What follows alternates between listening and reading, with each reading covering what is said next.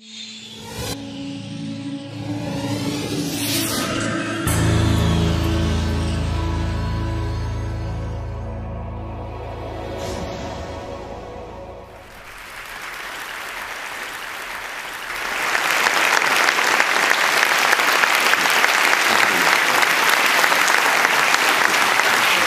you so much, Prime Minister. That was both fascinating and quite inspiring. So you're calling for a global ethic. Would you describe that as global citizenship? Is that an idea that you believe in, and how would you define that? I think it is about global citizenship. It's about recognizing our responsibilities to others. There is so much to do over the next few years that is obvious to so many of us to build a better world. And there is so much shared sense of what we need to do that it's vital that we all come together. But we don't necessarily have the means to do so. So there are challenges to be met. I believe the concept of global citizenship will simply grow out of people talking to each other across continents. But then, of course, the task is to create the institutions that make that global society work. But I don't think we should underestimate the extent to which massive changes in technology make possible the linking up of people across the world. But people get excited about this idea of global citizenship, but then they get confused a bit again when they start thinking about patriotism and how to combine these two. I mean, you're elected as Prime Minister with a brief to, bat for Britain. How do you reconcile the two things?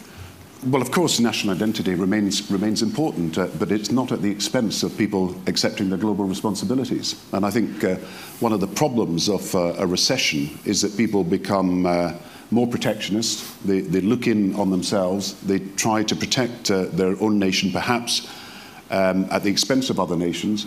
When you actually look at the motor of the world economy, it cannot move forward unless there is trade between the different countries. And any nation that would become protectionist over the next few years would deprive itself of the chance of getting the benefits of growth in the world economy. So you've got to have a healthy sense of patriotism. That's absolutely important. But you've got to realize that this world has changed fundamentally, and the problems that we have cannot be solved by one nation alone. Well, indeed. But what do you do when the two come into conflict and you're forced to make a decision, that either is in Britain's interest or the interests of Britons or citizens elsewhere in the world? Well, I think we can persuade people that what is necessary for Britain's long-term interests, what is necessary for America's long-term interests, is proper engagement with the rest of the world and taking the action that is necessary. Just look at there's a great story again told about Richard Nixon. 1958, Ghana becomes independent, so it's just over 50 years ago. Richard Nixon goes to represent the United States government at the celebrations for independence in Ghana. And it's one of his first outings as vice president to an African country. Doesn't quite know what to do, so he starts going around the crowd and starts talking to people in the crowd.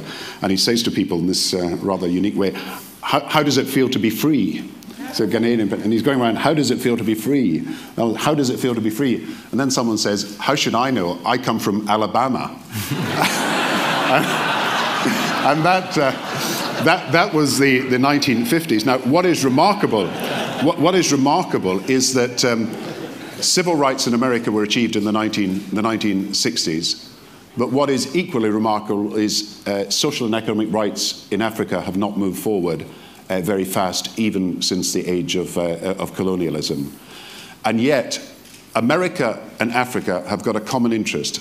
And we have got to realize that if we don't link up with those people who are sensible voices and democratic voices in Africa to work together for common causes, then the danger of Al-Qaeda and related groups making progress in Africa is very big. So I would say that what seems sometimes to be altruism in relation to Africa or in relation to developing countries is more than that. It is enlightened self-interest for us to work with other countries. And I would say that national interest and, if you like, what is the global interest to tackle poverty and climate change do, in the long run, come together. And whatever the short-run price for taking action on climate change or taking action on security or taking action to provide opportunities for people for education, these are prices that are worth paying so that you build a stronger global society where people feel able to feel comfortable with each other and are able to communicate with each other in such a way that you can actually build stronger links between different countries.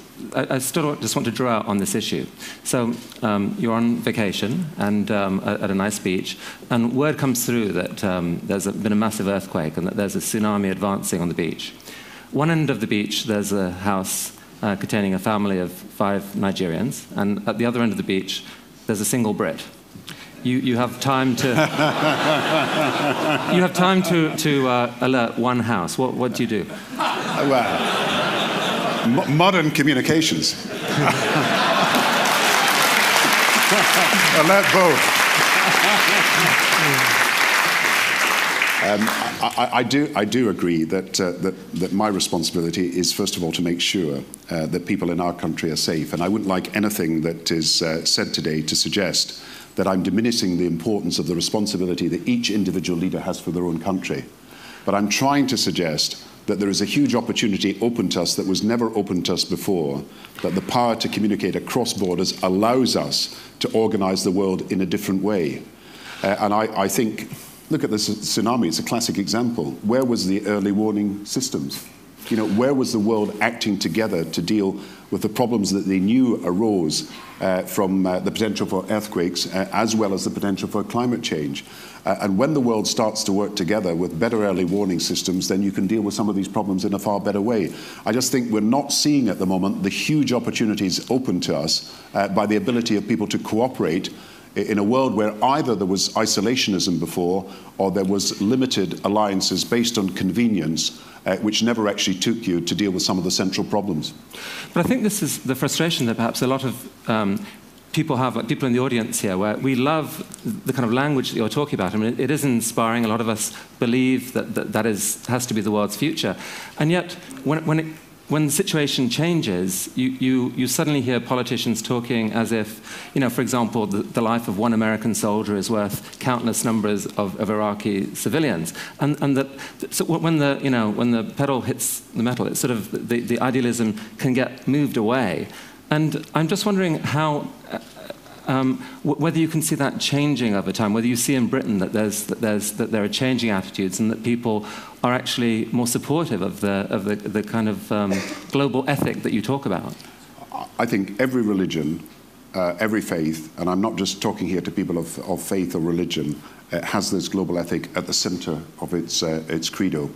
And whether it's the Jewish or whether it's Muslim or whether it's Hindu or whether it's Sikh, the same global ethic is at the heart of each of these religions. So I think you're dealing with something that people instinctively see as part of their moral sense. So you're building on something that is not pure self-interest. You're building on people's ideas and values that perhaps they are candles that burn very dimly on certain occasions.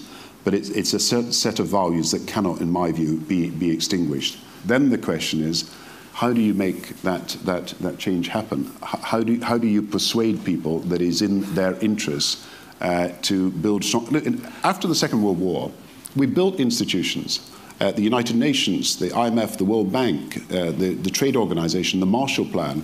There was a period at which people talked about an act of creation because these institutions were so new, but they're now out of date. They don't deal with the problems. Not, as I said, you can't deal with the environmental problem through existing institutions. You can't deal with the security problem in the way that you need to. You can't deal with the economic and financial problem. So we have got to rebuild our global institutions, build them in a way that are suitable to the challenges of this time.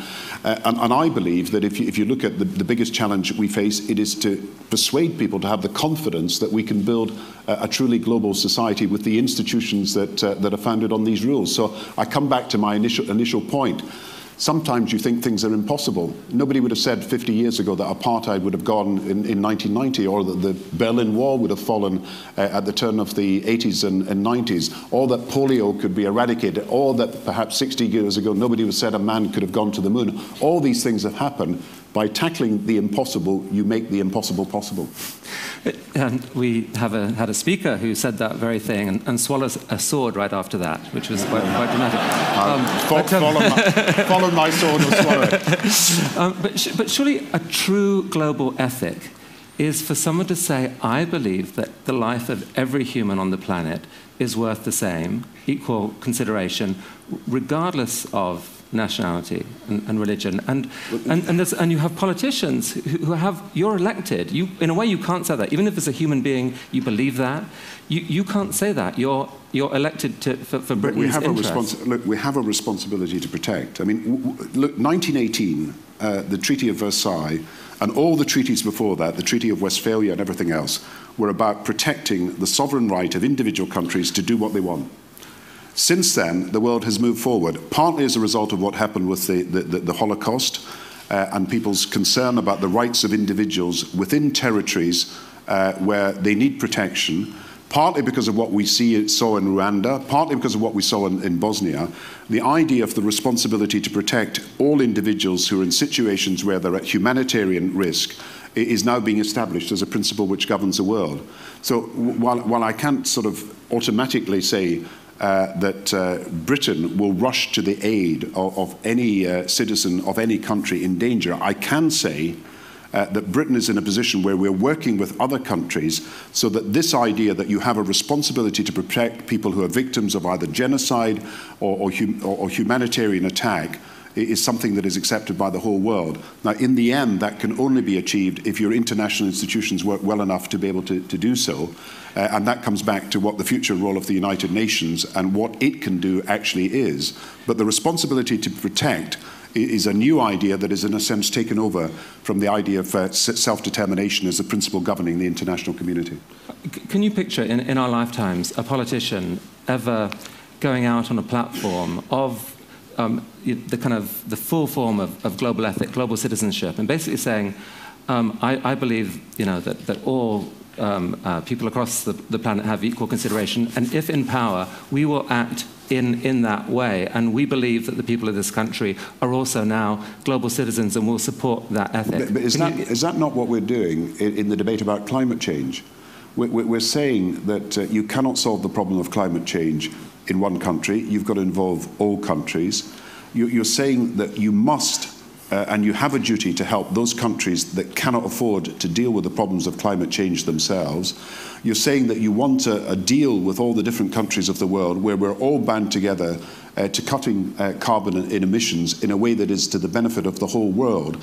And so if we could get, look, we've never had this before because Kyoto didn't work. If you could get a deal at Copenhagen where people agreed, A, that there was a long-term target for carbon emission cuts, B, that there was short-range targets that had to be met, so this wasn't just abstract, it was people actually making the decisions now that would make a difference now. And if you could then find a financing mechanism that meant that the poorest countries that have been hurt by our inability to deal with climate change over many, many years and decades are given special help so that they can move to energy-efficient technologies and they are in a position financially to be able to afford the long-term investment that is associated with cutting carbon emissions, then you are treating the world equally by giving consideration to every part of the planet and the needs they have. It doesn't mean that everybody does exactly the same thing, because we've actually got to do more financially to help the poorest countries, but it does mean there is equal consideration for the needs of citizens in a single planet. Yes. And then, of course, the fear is still that those talks get rent apart by different countries fighting over their own individual interests. Yeah, but I think Europe has got a position which is 27 countries have already come together. Right. I mean, the great difficulty in Europe is if you're at a meeting and 27 people speak, it takes a very, very long time. But we did get an agreement on climate change. America has made its first disposition on this with the bill that President Obama should be congratulated for getting through Congress. Japan has made an announcement. China and India have signed up to the scientific evidence, and now we've got to move them to accept a long-term target and then short-term targets. But more progress has been made, I think, in the last few weeks than had been made for some years. And I do believe that there is a strong possibility that if we work together, we can get that agreement at Copenhagen. I certainly have been putting forward proposals that would allow the poorest parts of the world to feel that we had taken into account their specific needs, and we would help them adapt, and we would help them make the transition to a low-carbon economy.